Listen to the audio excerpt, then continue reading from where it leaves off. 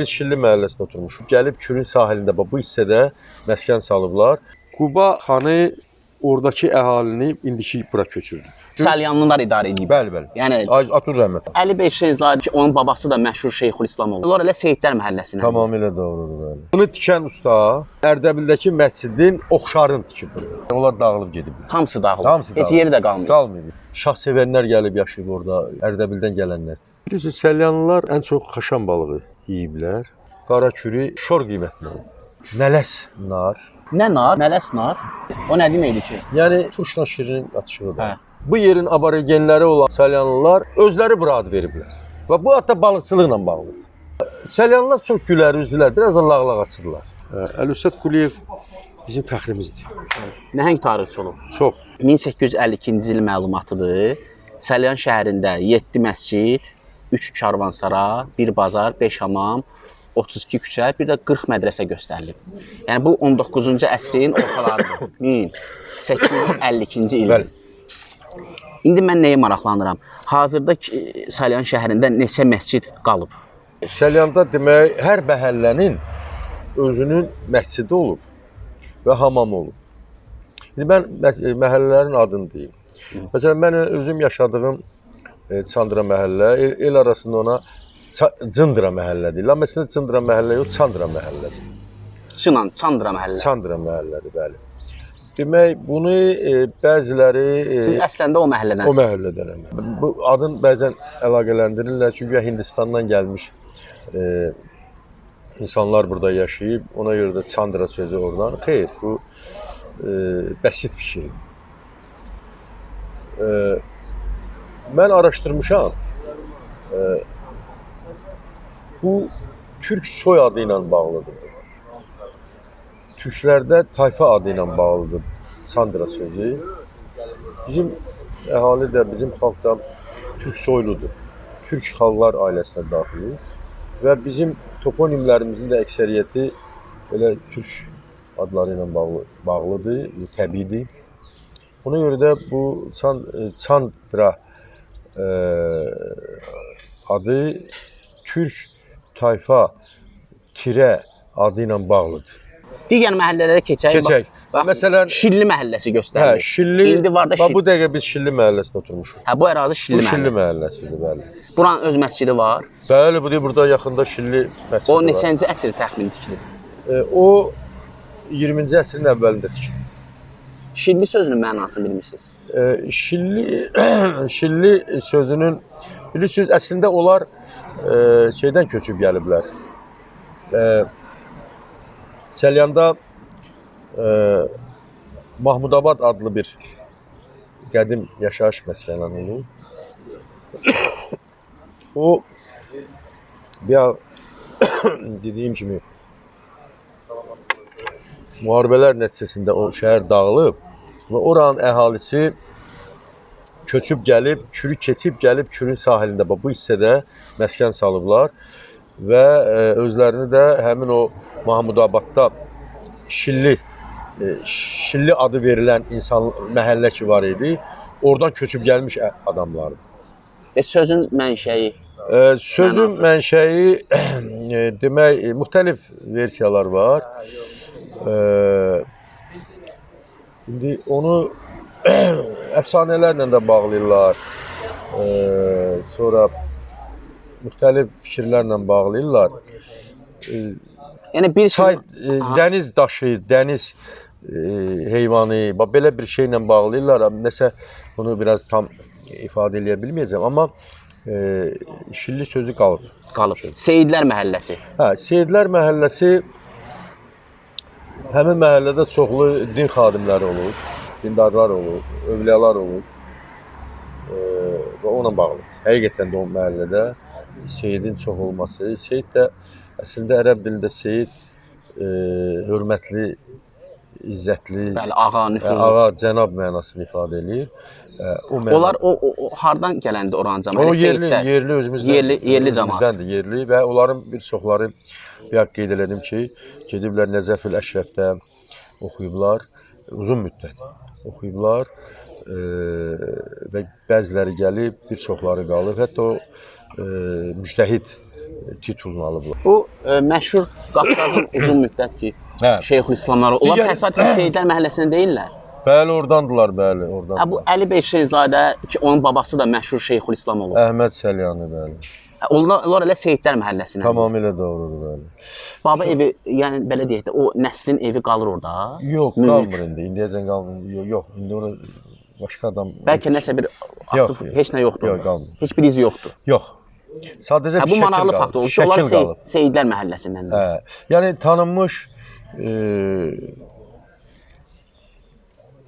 tanınmış din xadimləri, övsiyalar bu məhəllədən çıxdığına görə bu məhəllə Şehidlər məhəlləsi kimi cəmaət adlandırıb. Sonra gəlir Qaracüzlü. Qaracüzlü bu təxminən Səlyanın şərq hissəsində yerləşən məhəllədir. Səlyan şəhərinin şərqində yerləşən məhəllədir. Orada bir məscid də var. Hacı Tağı məscidi. Qaracüzlü sözünün mənası qara sözü türklərdə böyük deməkdir də. Çox müxtəlif mənaları var qara sözü. Cüz hissə deməkdir. Böyük hissənin parçası deməkdir də Qaracüzlü. Deməli, Bərəağzı məhəlləsi. Hə, orada bərə olub. İndi Səlyan 20-30-cu illərdə Səlyanda körpü olmuyor. Müasir tipli körpü olmadığına görə bərə ilə keçiblər. Bərə. Düzəldilmiş bərə. Cəmaət o bərədən Obritaya keçib, oradan da Şamaxıya, Bakıya hərəkət ediblər. Qədim məhəllələrdən başqa hansı mən adını Heyvalıq. Heyvalıq. Sonra hansı var? Qoy yadıma saldım. Heyvalıqda heyva ağacları, heyva bağları olub. Ona görə də cəmaət elə onu bağların adı ilə heyvalıq adlandırırlar, heyvalıq bağı. Demək, daha hansı qaldı o görək?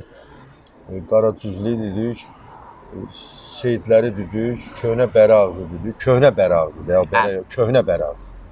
Tam olaraq adı o cür gedir. Hə, Köhnə Bərə. Köhnə Bərəağzı. Lap qədim bərə olub. Ondan sonra yenə də bir başqa yerdə bərə olub. Ona görə də bu bərəni o bərədən fərqləndirmək üçün ona Köhnə Bərəağzı deyirlər. Sonra Heyvalıq dediyində. Heyvalıq dedik, Çandıra məhəllə dedik, Seyidlər dedik, Şilli dedik. Mənə gəlir rahat elə bir yadımıza düşdü deyərik. Amma məscidlərin adını bir-bir sizdən Hə, olan. Demək, Səlyanda bəğ dedim ki, hər məhəllənin özünün məscidi olub, həm də hamamı olub. İndi hamamlar tamam yoxdur, dağılıb gedir. Heç yeri də qalmıyor. Yox, qalmıyor. Amma məscidlərin bir sayaq istəyirəm. Hə, məsələn, Heyvalıq məhəlləsində Hacı Tağı məscidi qalır, hal-hazırda fəaliyyət göstərir. O Hacı Tağı oranı inşa edən şəxs. Bəli, qoy o barədə danışaq. Deyin zəhmət olmasa o barədə məlumatınız olsun. Demək, Səlyanda Sarvan kəndi tərəfdə məşhur Sarvan kəndi var. Onun yanında bir kiçik kənd olub, Tat kəndi. Tat. O kənddən mən bu Hacı Tağının tarixi ilə maraqlanmışam. Hətta qəzet materialım da var. Məndə çox qəzet materialları var, jurnal materialları var, en qədər. Demək, bu Hacı Tağı Tat kəndindən. O kənd Bakı-Astara dəmiryol xəttinin Allah bağışlasın. Buyurun, buyurun. Bu oranın qoşusudur. Hə, telefonu var. Hə? Manuel. Yox, narahat olmayın. Bu Tağının atası varlı, imkanlı bir ailə olub. Oğluna Səlyanda bir ev tikdirir, Səlyanın şəhərində. Bu təsadüf eləyir 19-cu əsrə. Böyük bir əsl bəyə xas olan bir saray tikdirir. Hal-hazırda durur o bina. Və oğlunu evləndirir. Oğlunu evləndirir və Səlyana yaxın ərazidə oğlu üçün torpaq sahəsi zadı alır. Sonra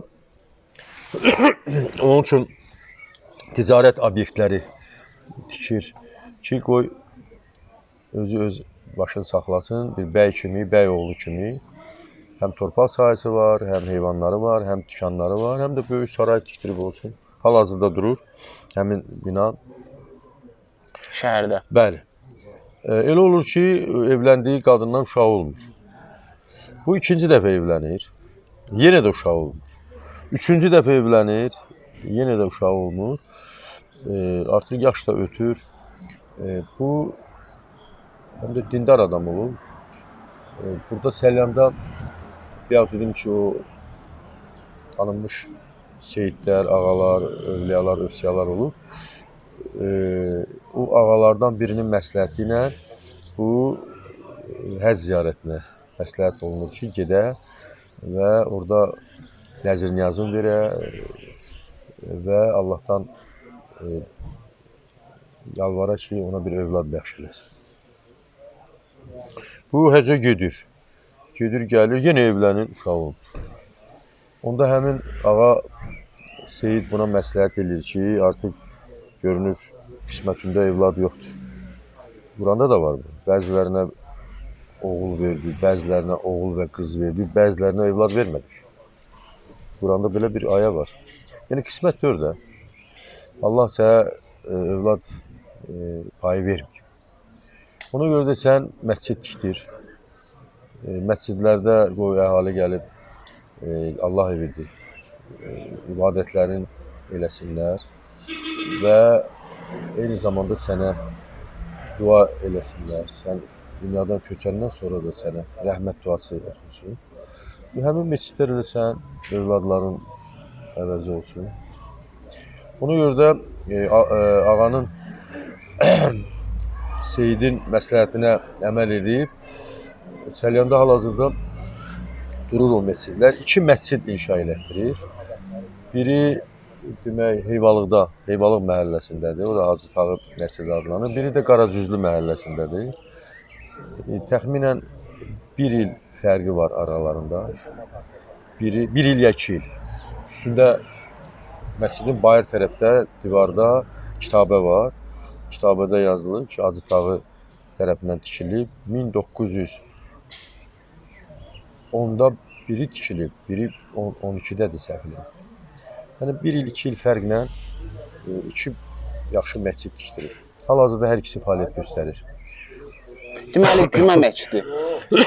Hə, Cümə məscidi buradadır. Aha, Cümə məscidi kitabəsi oxunur. Bəli, 1865-də tikilib. Ən qədim məsciddir Cümə məscidi. Səlyanda ən qədim məsciddir. 1865-ci ildə üstündə lövhə var, götürərsən. Mən sütunlarına baxdım, 12 sütunu var. İçəriyə girmişdin? Bəli. Hə, bu məscid demək vaxtilə Ərdəbildə bunun eyni olan məscid var. Onun oxşarı burada tikilib. Bu məscidin ardı olub. Orada gün çıxan tərəfdə məscidin ardı olub. Amma Səlyanda demək Sovet hökuməti qurulanda Azərbaycanda burada İnqilab Komitəsinin sədri Mirbəşir olub, Mirbəşir. O küçələri, Səlyanda küçələri küçə yaradıb da, yəni burada indiki kimi küçələr yox idi. Küçələr elədi ki, demək o xana-xana dəftər oları uşaqlar üçün. Elə formada bir-birini kəsir və küçələrin biri kürə çıxır. Hamısının bir tərəfi kürə çıxır. Gedib kürə dirənir, kürün sahilinə. Həmin o küçəni salmaq üçün məscidin bir hissəsini sökdürüb. Bu neçənci ilə təsadüf edir? Bu təsadüf edir 30-cu illərə. 1930-cu il. 30-cu, 31, 32-ci illərə belə təsadüf eləyir. Yəni məscidin bir hissəsi küçə çəkilməsi ilə əlaqədar olaraq küçəyə mane olurdu. Yəni küçənin bir hissəsindən o bir hissəsinə keçməyə imkan vermirdi. Əsas mərkəzi küçə. Ona görə də o hissəni söküblər, açılıb, küçə bütöv gedir, bir hissəsi kürə dirənir, o bir hissəsi də gedir. Onda nəhəng məscid olub. Hə, böyük məscid olub. Və Ərdəbildəki məscidlərin memarlığına oxşuyur. Hə, bunu tikən usta, adı yazılıb orada. Demək, məsciddəki, Ərdəbildəki məscidin oxşarını tikib burada. Və böyük məscid olub. Ustanın adı nə olub? Memarı. Yanınıza gəlmir. Ustanın adı baxarıq orada. Hə, problem yoxdur. Ələkbər. Usta Ələkbər Hüseynin adına tikib. Salyanlı olub o. Yox, Ərdəbilli olub. Ərdəbildən gəlib. Hə, bəli, Ərdəbilli olub. Bəli. Bəs vəsait kimin vəsaiti hesab edilir? Vəsait onun tikən oğlunun adına tikdirib. O bəyin vəsaiti hesabına, öz oğlunun adına tikdirib. Burada Vıveskada baxarıq ondan. Demək, ümumiyyətlə Səlyanda tikilən məscidləri bəylər öz tacirlər, mülkədarlar öz vəsaitləri hesabına. Həmin o Ələkbərdən söhbət gedir. Yəni Hə. o tikdir. Bəli, bəli. Usta Ələkbər. Aha. Demək, Şilli məscidi. Qoy burada mən. Aha. Demək, Şilli məscidinin mən tədqiqat aparanda Səlyan məscidləri haqqında. Mən onun demək içərisində bir kitabə tapa bilmədim. Sonradan mən ağsaqqallardan indi yox, təxminən bir 25 il, 28 il bundan qabaq mən bu tədqiqatı aparanda onda yaşlı nəslin nümayəndələri indi rəhmətə gediblər. Onlar mənə dedi ki, bu məscidi də elə Hacı Tağı tikdirib. İkisini tikdirib. Ancaq kitabə yoxdur üstündə. Ona görə də bəziləri dedi ki, elə bunu da Hacı Tağı tikdirib. Amma bəziləri dedi ki, yox. O tikdirməyib. Başqa adam tikdirib. Və orada mən sonra gördüm ki, bu veska var qapıda. Şilli məscidindən söhbət gedir. Bəli. Hətta mən oranın axundundan soruşdum ki, oxumusunuz onu, ərəbcə yazıldı. Dedi, yox, oxumamışam. Dedim, nə əcəb siz buranın axundusunuz? Dedi, oxuyaram. Gördüm, yaxşı oxumadı. Bir ərəbşünas var bizdə Səlyanda, yaşlı adamdır, pensiyaçıdır. Demək, Rəşid Eyvazlı. Demək, şərqşünaslıq institutunu qutarıb. Şərqşünasdır. Mən verdim, şəklini çəkdim, getdim, görüşdüm. Dedi, hə, kömək eləyərəm. Belə alınıb. Oxundu, belə alındı. Bu çox böyük, görkəmli binanı, Şilli məscidindən gedir ha söhbət. Bu çox böyük, görkəmli binanı tikməyi mərhum Hacı Əbdüssəməd Hacı İsmailoğlu'nun Rəbbül əvvəl ayının 12-sində 1323-cü ildə buyurmuşdur. Yəni Hacı Əbdüssəməd bu binanın tikilməsini buyurmuşdur ki, tikilsin. Hicri tarixi ilə 1323-cü il çördük, miladi təqvimi ilə 1904-cü ilə düşür. 20-ci əsrin əvvəli. 1904-cü ildə Hacı Əbdüssəməd tərəfindən tikilib və hal-hazırda da istifadə olunur məscid kimi. Hacı Əbdüssəməddən hər hansı bir məlumat var? Yox, məndə o barədə məlumat yoxdur. Bəy olub, hacı olub, imkanı olub, tikdirib. Biz 4 məscidin adını çəkdik. Bir məsciddə bunlar fəaliyyət göstərən məsciddir. Bir də var bazar məscidi. Səlyan bazarının içərisində bir məscid var. Onu da Hacı Səməd məscidi adlandırırlar. 1914-cü ildə 1-ci Dünya müharibəsi başlananda tikilib. Ancaq bu məscid Sovet hakimiyyəti qurulanda o vaxt dinə qarşı mübarizə gedirdi axı. Sovet hökuməti ateist dövlət idi, dini tanımırdı. Tək İslama yox, Xristiyan dininə qarşı da mübarizə aparılırdı. Digər Yudaizmə də qarşı mübarizə aparılırdı. Və məscidlər, kilsələr, sinagoglar sökülürdü. Nə qədər kilsələr, sinagoglar, məscidlər sökülüb, pirlər sökülüb. Bizim bazarın içindəki məscid isə fəaliyyətini dayandırıb. Yəni məscid kimi fəaliyyətini dayandırıb. Amma onun da bir 100 ilə yaxın yaşı var. Hətta 1914-də tikilib. 1914. Elə Şilli məscidində fəaliyyəti dayanmışdı. Hacı Tağının da birini fəaliyyəti dayanmışdı. Burada oxunan ikinci Hacı Tağı məscidi isə qismən fəaliyyət göstərirdi. Sonradan o da dayandı. Lakin dindarların xahişi ilə sonradan bərpa olundu. Amma Komünist Partiyası ora idarə müdürləri, məktəbliləri qoymur. Komsomolçuları qoymurlar məscidə gəlməyə. Ancaq yaşlı adamlar ibadət edənlər. Amma müstəqillik dövründə artıq bayaq dediyim kimi bütün o məscidlər bərpa olundu. Amma bazarın içindəki məscid məscid kimi fəaliyyət göstərmədi. Amma 5 məscid biz saydıq. Amma yenə də deyirəm, bazarın içindəki məscid məsciddir. Bəli. Amma o məscid kimi fəaliyyət göstərmir. Oradan ambar kimi istifadə edirlər. Aha. Bazarda müxtəlif şeylər saxlamaq üçün, oranın atsotunu aparmaq üçün, xalteriya kimi ikinci mərtəbəsi, mühasibatlıq var orada. Qalan otaqlardan da ambar kimi istifadə olunur. Bir-iki otağı da sökülüb pəncərəsi, qapısı deyirlər ki, oranı təmir edəcək.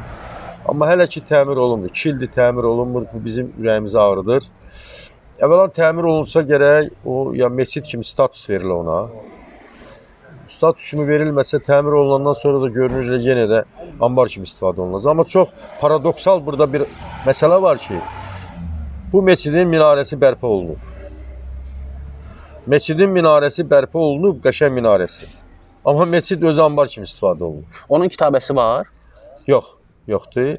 Yaxşı, bunu minarə kimi, bunun məscid kimi minarəsini bərpa eləyirsən, amma özün ambar kimi istifadə eləyirsən. Bu ağlabatan bir şey deyil, paradoksaldır.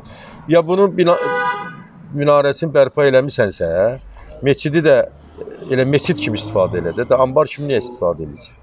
Elə deyil. Bəli. Üzr istəyirəm. Məhəllə məscidi olub, kiçik məhəllə məscidi. Hə, bir neçə məhəllə məscidləri onlar dağılıb gediblər. Hamısı dağılıb. Hamısı Heç dağılıb. yeri də qalmır. Qalmıyor. Adlarından da bir məlumat yoxdur. Yoxdur demək olar ki. Aha. Karvansara şəhər Salyanın özündə. Karvansaray burada olub. Tarixi mənbələrdə burada karvansaralar tikilib, fəaliyyət göstərib. Amma hal-hazırda o karvansaraylardan heç birisi qalmıyor. İzi də qalmıyor. Qalmıyor. Amma tarixi mənbələrdə burada tikilməsi göstərilir. Qədim hamamlarda neçə hamam var? Mən uşaq idim, mənim yadıma gəlir, pambıq zavodunun yanında bir hamam var idi. Böyük hamam idi. O növbə ilə idi. Bir gün kişiyə, bir gün qadına. Bir gün kişilər üçün fəaliyyət göstərirdi, səhərsi qadınlar. O neçə yaşı neçə olardı hamamın? O hamamın yaşı çox olardı. O hamam bilirsiniz sonradan burada böyük bir hamam var idi burada. O daha münasib hamam idi. O da cəmaət ondan istifadə edirdi. Yavaş-yavaş cəmaət həyətində hamam tikməyə başladı. Şəxsi hamamlar tikilməyə başladı. Onda 2 hamam olub da, 2 qədim hamam. Nə lap 3 olub. 3 dənə. Biri də bu tərəfdə Qaracüzlü məhəlləsində olub. Sonra biri də burada indiki poçtun yerində olub. Təxminən yadıma gəlir.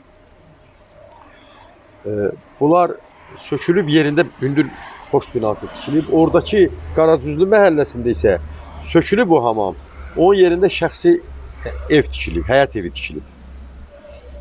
Amma burada böyük bir hamam var idi. Biz ondan istifadə edirdik hamı. O da söküldü. Şəxsi hamamlar tikildiyinə görə da ümumi... Qırmızı kərpicdən idi? Bəli, qırmızı kərpic. Hamısı qırmızı kərpicdən. O pambıq zavodunun yanındakı hamama mən getmişəm, olmuşam orada. Böyük hamam idi o. Böyük hamam İndi idi. ora qalmıyor ki, tarixi abidə kimi. İndi o həmin hamamın yeri vətəndaşlara verilib. Bir neçə ailə orada mənzil kimi orada yaşayırlar. Mənzil. Bəs əgər bu hamam bu tarixi abidə kimi qeydə alınmıyor? O vaxt hazırda da heç bir tarixi abidə kimi hamam yoxdur. Yox, hal-hazırda yox. Deməli Qafqaz üçün. Hə, içirəm. Deməli Qafqaza təxminən 100 ilə yaxın, Qafqaz Şeyxul İslamlıq İnstitutuna 100 ilə yaxın 98 il təxminən üst-üstə götürsün. Salyanlılar idarə edib. Bəli, bəli. Yəni Atur Rəhmət. bunu bəlkə çoxu bilmir. Deməli Qafqaz Şeyxul İslamlıq İnstitutunu 100 ilə yaxın Salyandan çıxan din elm xadimləri idarə ediblər. Bax mənə maraqlıdır. Deməli hər 3 şəxs Axund Məhəmmədəli Hüseynzadə, Axund Əhməd Hüseynzadə və Əbdüssalam Axundzadə. Bunlar hər üçü şəhər Salyanlıdırlar. Bəli. Bu görünür ki burada dini təhsil güclü olub. Yəni bu onun faktıdır ki, deməli Salyanda dini təhsili, mədrəsə təhsili güclü olub. bu faktı niyə görə məhz Səlyandan bu 3 şəxsin çıxmasını necə sizə görə bunun səbəbi nədir? Demək, çox doğru deyirsiniz. Demək, birinci Şeyxülislam Məhəmmədəli Hüseynzadə, sonra Əli bəy Hüseynzadənin babası Əhməd Səlyani və bir də Əbdüssalam Axundzadə. Demək, təbii ki, ailədə hər üçünün ailəsində dinə böyük maraq olub, böyük inam olub və ilk, belə deyək də, bunlar təhsilini Səlyanda alıblar. Amma bunlar daha mükəmməl təhsil almaq üçün Tiflisə gediblər. Tiflisdə bunlar fəaliyyət göstəriblər. O Qafqaz Şeyxülislam İnstitutu orada yerləşib. Orada gedir. Amma bunlar həm də İdarə orada yerləşib. bəli, o həm də Məhəmmədəli Hüseynzadə həm də İraqda, ərəb ölkələrində təhsilini alır. Mən bayaq qeyd elədim ki, orada çoxlu Səlyandan fəaliyyət göstərən müştəhidlər olub. Və orada təhsilini tam mükəmməl alandan sonra onu Qafqaz Şeyxülislamı təyin ediblər. Onun əsli Seyid olmuyor. Çünki biz qeyd elədik ki, Seyidlər məhəlləsindəndirlər. Yəni bunların Seyid olması faktı yoxdur. Yoxdur. Olsa da gərək əllərində şəcərəsi olsun onlar. Əli bəy Hüseynzadənin babası dediniz siz, Əli Səlyani. Əhməd Səlyani, üzr istəyirəm. Onların burada mülkü qalıbmı? Yox, Səlyani. o şəkil qalıb. Sağ olsun Azər Turan o şəkili tapıb. Darülmöminin kitabında Əli bəy Hüseynzadənin yaşadığı evin şəkli var. Çox unikal. İndi həmin ev yoxdur burada. Yox, o yer yoxdur indi bir də. O yer indi vətəndaşlara verilib, ev tikiblər, fərdi ev tikiblər, yaşayış evi tikiblər, orada yaşayırlar. O indi o abidə kimi qorunub saxlanılır. Şəhərin özündə pir olub, Səlyan şəhərinin piri və yaxud hansısa bir imamzada.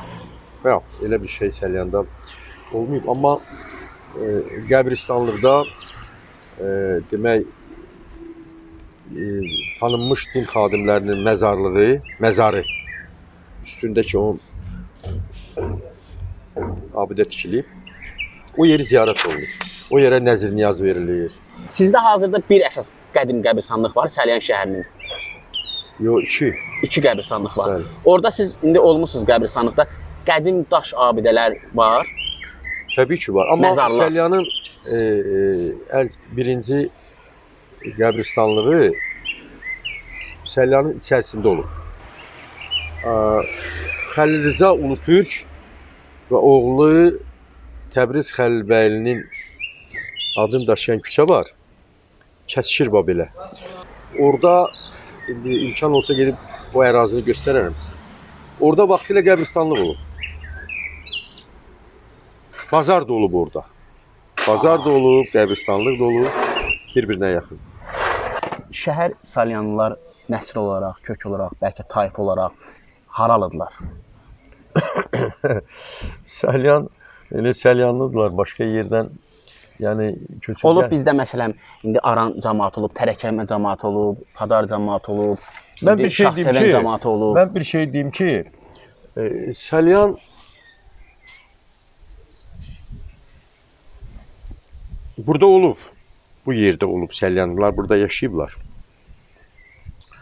Amma bu Kür daşlığına görə, bura bataqlıq olduğuna görə, əlverişsiz yer olduğuna görə Səlyan köçür olub, Kürün qolu olan Bala Kürün cənub hissədə demək gedir kürə tökülür. Kürün bir qolu da, böyük qolu da Bala Kür adlanır. Və yaxud da ona Akuşa deyirlər. Akuşa. Akuşa yazılsa da cəmaət onu Bala Kür adlandırır.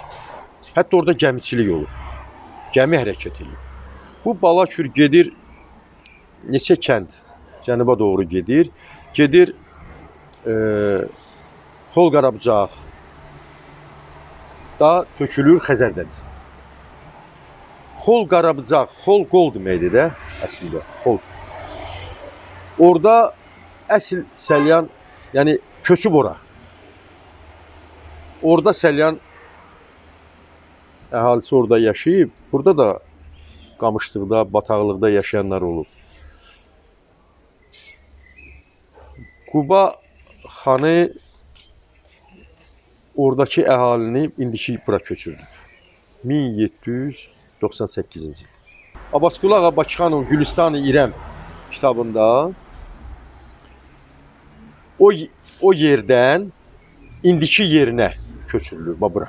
Bu şəhərə. Hə.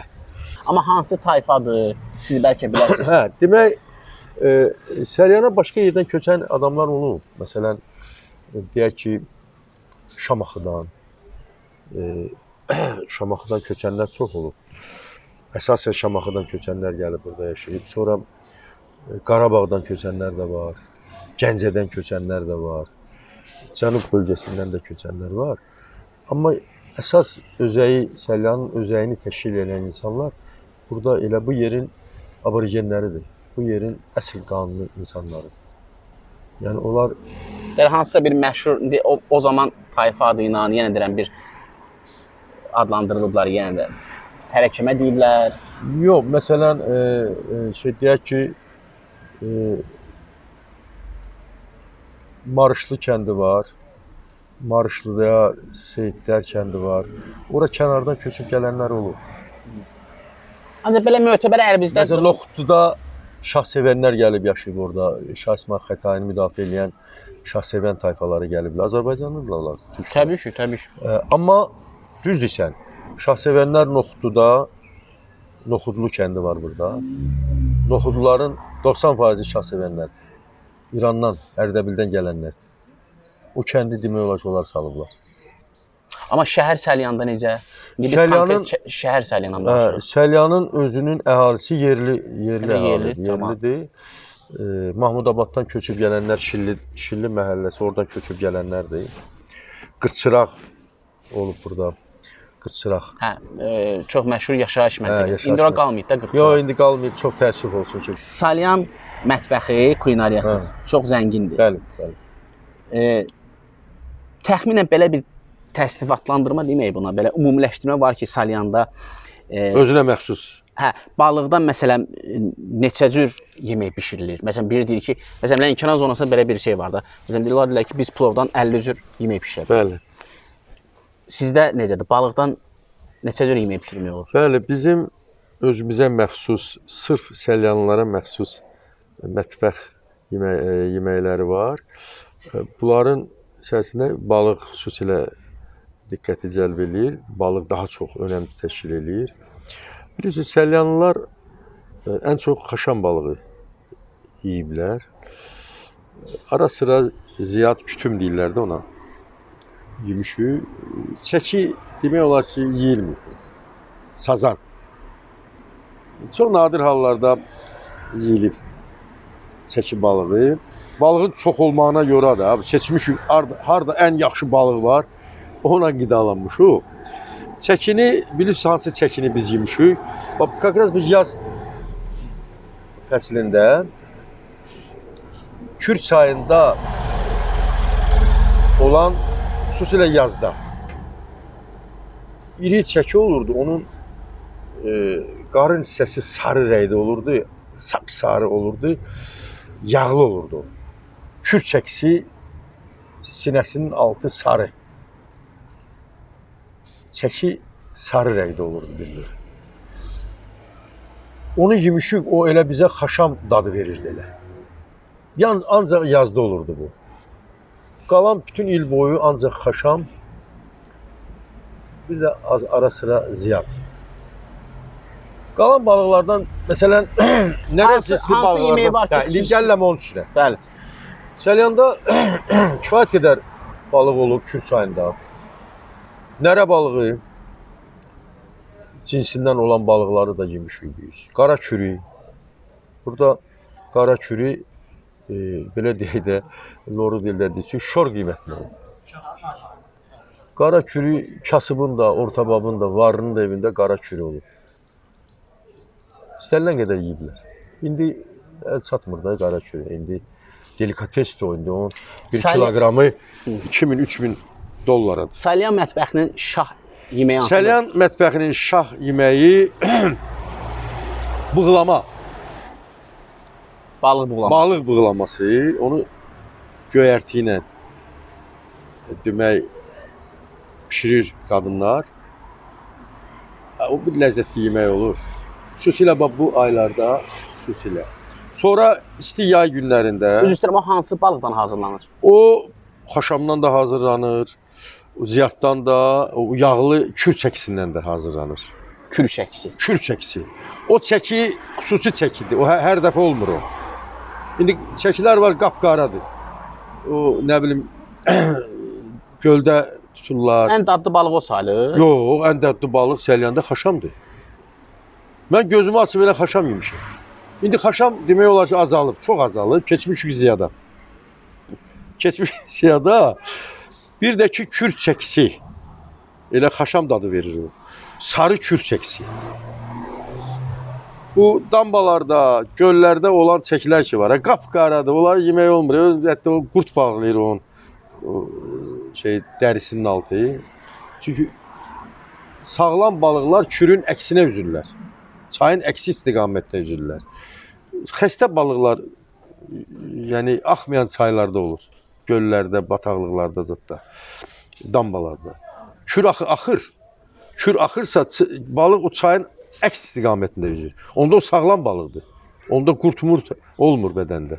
Əgər sən damba çəksə alsan, dadı yox, heç bir dad vermir. Adam yeyə bilmir. O səbəbi odur ki, onlar əks istiqamətdə durğun sularda böyüyürlər, yetişirlər.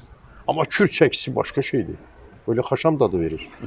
Bir də sonra yəni isti yay günlərində buyurun. Bizdə duzlu balıq, duzlanmış balıq yürüyür biz. Ona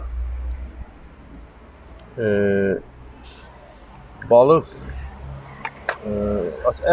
əsasən o balıq asatrindən, yəni nərə cinsindən olan balıqlardan dolma deyirlər ona, balıq dolması. O tut vaxtı tutla, pomidorla, vişnə ilə pişirilirdi. Bu balıq, duzlanmış balıq yuyulurdu, bir gün suda qalırdı. Onun o duz hissəsinin bir 70% süzülürdü. Olurdu az duzlu da, çox duzlu. Malasonlu, Rusca ona malasonlu deyirlər, az duzlu. Onu pişirirdilər və ona vişnə, turş vişnə, turş vişni ilə də pişirmək olurdu. Pomidor da qoyurdular yanına. Tut vaxtı o böyük tutlar olurdu, nə deyirlər ona. Onunla da pişirirdilər. Onu yeyəndə inan ləzzət eləyir adama. Bəlkə də yeməmsən onu. Yox. O qədər ləzzətli olur o. O qədər ləzzətli olur. Onu ayranla. Böyründə ayranı da olurdu. İçərisinə xırda-xırda xiyar doğranılırdı. Ayrana giləmərzə vurulurdu. Demək, o balıqdan yeyürdün, o vişnəsindən də yeyirdin, o pomidorundan da yeyirdin, o ayrandan da biraz içirdin, axıra gedin. Bu yay aylarında səlyanların ən məşhur yeməyidir. Qaldı ki, balığı tavada qızartmaq da olur. Yox, ola bilər ki, hələ bir yeməkdir ki, heç bölgədə, heç... Məsələn, səlyanın o yayda az duzlu balıqla, çox dolma balıq deyirlər, pomidorla, vişnə ilə, alçı ilə, tutla, pişirilən o balığı səlyana xas olan balığı heç yerdə yoxdur. Salyan şirniyyatı var. Bunu ancaq səlyan və nefsala pişirir. Sonra bizdə bir narnumru deyilən belə bir yemək, mətbəximizdə belə bir yemək növü var. Narnumru. Narnumru nədir? Nar vaxtı, payızda, mələs nar, sulu mələs nar gilələnir. Onu yumurta ilə pişirirsən tavada. Nə nar? Mələs nar? Mələs, yəni... O nə deməkdir ki? Yəni, turşla şirinin atışığı da. Mələs deyirsiniz ona. Bəzən Selyanlılar da deyir, birini çağıranda məsələn, ay Həsən, deyir, o deyir, bəli. Deyir, bəlün şirin. Və yaxud da deyir, bəlün mələs. Yəni şirinlə, lalağa da, yəni şirin. Bir var turşa şirin, bir də var şirinə turş. Narlarda görsə turşu daha çox hiss edirsən ağzında, şirini az. Bir də var, şirini çoxdur, turşuluğu azdır. Ona mələs deyirlər. Şirini biraz çoxdur, turşuluğu azdır. O ən yeməli nar odur. Şirin nardan xeyir odur. Şirin nar şəkəri artırır, təzyiqi çoxaldır. Amma mələs nar yox. Turşa şirin ortasında da. Hə, turşa. Mələs deyirlər ona. Səlyanlı ona mələs nar deyir. O narla... O yeməyi adı, hə. Nar numuru deyirlər ona. Ola bilsin, nar yumru deyil, numuru biraz təhrif olunub. Yumurtanı salmısan ha, pütürüm. Qlazok kimi. Qlazok kimi ona, həmin o narın gilələrinə yağı əridirsən, ona bir yerdə pişirirsən, ona deyilir nar numuru. Bu sırf Səlyandadır bu yemək. Başqa yerdə yoxdur bu da. Qaldı balıqdan cürbəcür.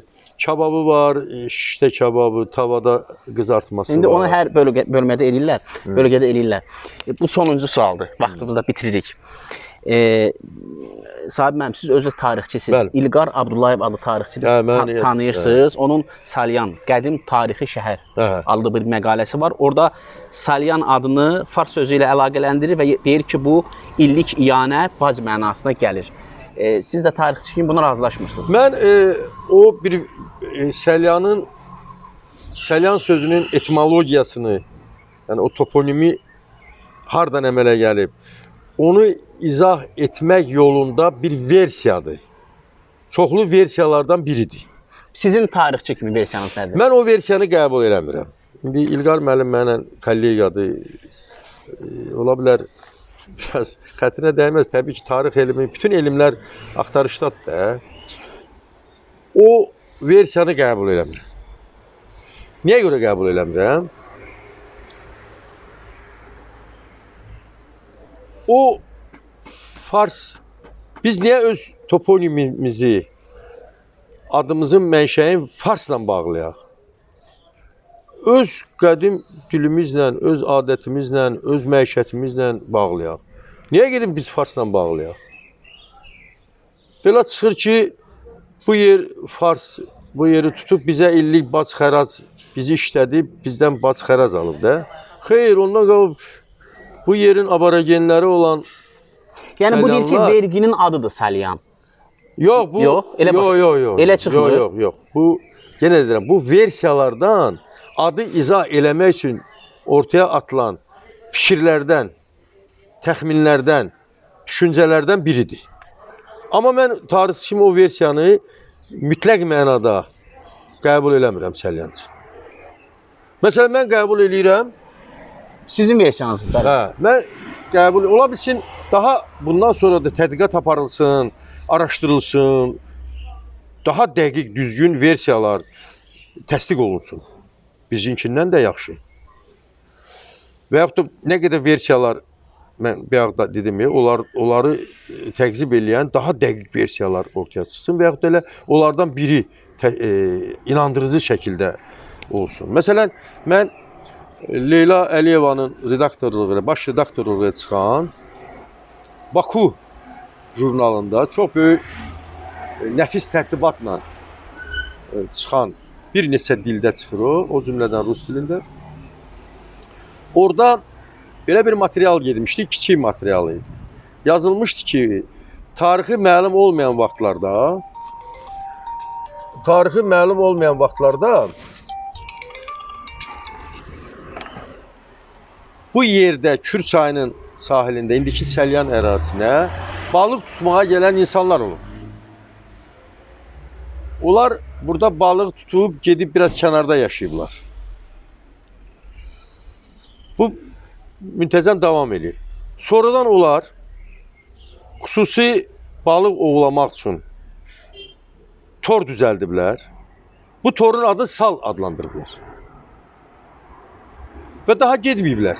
O salla balıq tutublar və elə tutduqları yerin, çayın kənarında məskən salıb yavaş-yavaş yaşayıblar və bura getdikcə əhali çoxalıb burada. Bu görünür lap eramızdan əvvələ gedib çıxan, qəbilə tayfa dövrünə gedib çıxan bir hadisədir. Və o balığı ovladıkları torun adı ilə salla balıq tutulan yerin adı da və orada yaşayan insanlar da Salyan. An adətən şəkilçi mənasını bildirir də və oradan da Salyan adı əmələ gəlir. Bu versiyanı mən Baku jurnalında oxudum. Ağlıma batdı. Sahib müəllim, hər bir səyyahı mən oxuyanda orada səyyah gəzdiyi yerin, xalqın xüsusiyyətlərini sadalayır. Siz də salyanlısınız. Salyanların xüsusiyyətlərini sadalayardınız. Ola bilər mənfi də olsun, müsbət də olsun. Bilirsiniz, Salyanlılar çox qonaqpərvərdirlər. Gülərüzdülər. Sadəlövdülər. Qonağa evində ən yaxşı otağı, ən yaxşı döşəyi, yorğanı, balışı, ən yaxşısını qonaq üçün hazırlayır. Mən gözümü açıb atamdan, anamdan, nənəmdə də eşitmişəm ki, o otaq qonaq otağıdır. Oradakı o təmiz, yaraşıqlı yorğan döşək qonaq üçündür. Biz qonağa çox yüksək qiymət vermişik. Ürəyimizin yağını yezdirməyə çalışmışıq. Ən yaxşı yeməkləri onlar üçün pişirmişik. Ən yaxşı otaqları onlar üçün ayırmışıq. İndi də elədir də. İndi də elədir. Bu bizim, bəlkə də Azərbaycan xalqının nə xas olan xüsusiyyətdir. Bu, mən elə onu sırf Salyanlılara aid eləməzdim. Elə bütün bölgələrdə qonağa bizim Azərbaycanlılar böyük hörmətlə yanaşır. Salyanlılar da o cümlədən. Salyanlılar çox gülərüzdülər, biraz da lağlağasıdırlar. Lağlağanı sevəndilər, lətifələr çox sevəndilər. Yəni, biraz sadəlövlük də var bizim cəmaatda. Bizim cəmaat şirin dili çox xoş deyir. Şirin dilli adamı çiynində, kürəyində, belində gəzdirər.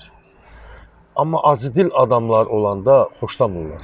Acıdil adamlardan zəhlələri gedir. Lap o adam xeyirxah bir adam olsa da, bir iş görsə də acıdilliyinə görə sevmirlər sənləri. Amma şirin dilli adamları pis əməllərini də bağışlayırlar yeri gəlir. O şirin dilliyinə görə, mədəniyyətinə görə, insanpərvərliyinə görə Salyanlılar bağışlayırlar onu. Güzəştə gedirlər. Şirin dilli adamları xoşlayırlar. Bax, məsələn, biri indi buradan keçsin, mənə şirin dillə danışsın, mən onu ürəyimin yağını yezdirərəm. Amma belə kosu baxsın mənə və çəpəki baxsın, belə lova keçsin, biz onu bəyənmirik adamı. Sahib müəllim, Əlövsət Quliyevi tanıyırsınız? Bəli, bizim o SSR dövründə bizdə Tarix İnstitutunun direktoru da olub. Bəli. Onun məzarı hardadır? Onun məzarı Fəxri Xiyabandadır. Getmişik. Demək, Əlövsət Quliyev Salyanın Qızılağac kəndindən çıxıb, Nəcəfqulu kişinin ailəsində böyüyüb. Nəcəfqulu kişi pambıqçı olub, kəsib ailə olub. Əlövsət çox uşaq vaxtından yetim qalıb. Anası rəhmətə gedib. Ailədə çox uşaq olub. Əlövsət fitri istedada malik adam olub. O, elə uşaq vaxtından onda fitri istedad biruzə verib. Burada Salyanda oxuyub 4 saylı məktəbdə, sonra pedaqoji məktəbdə hələ dərs deyib o uşaq vaxtı. Hələ yeniyetməlikdən o dərs deyirdi. Pedaqoji institut qutarandan sonra. Sonra o universitetə daxil oldu, Bakı Dövlət Universitetinə. Bakıya gedəndə rus dilini bilmirdi o. Bir kəlmə də rusca bilmirdi. Onun dostu olub İqrar Əliyev, akademik. İqrar Əliyev rus dilli ailədən idi, onun yoldaşı da rus qadın idi. İqrar Əliyev xatirələrində yazır ki, Əlövsət Quliyev birinci kursda rus dilini bilmirdi. Amma çox inadla, çox həddindən artıq inadla rus dilini öyrənməyə başlayır. Artıq deyir 3-cü kursda o rus dilini məyə qədər bilirdi deyir. Rusca sərbəst danışırdı. İnstitut qutarandan sonra qalıb universitetdə fəaliyyət göstərib Rusca mühazirələr oxuyurdu, Rusca intervyu verirdi, çıxışlar eləyirdi.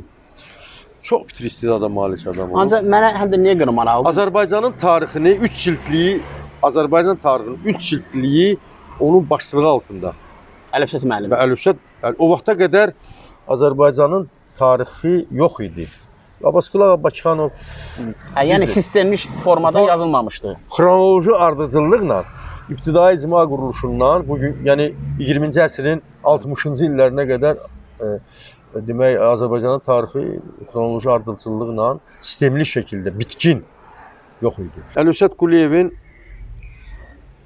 elmlər namizədi idi. 27 yaşında o vaxt Azərbaycana rəhbərlik edən Mirzəfər Bağırov, siz bilirsiniz də Mirzəfər Bağırov çox qəddar bir adam olur. Amansız bir adam olur.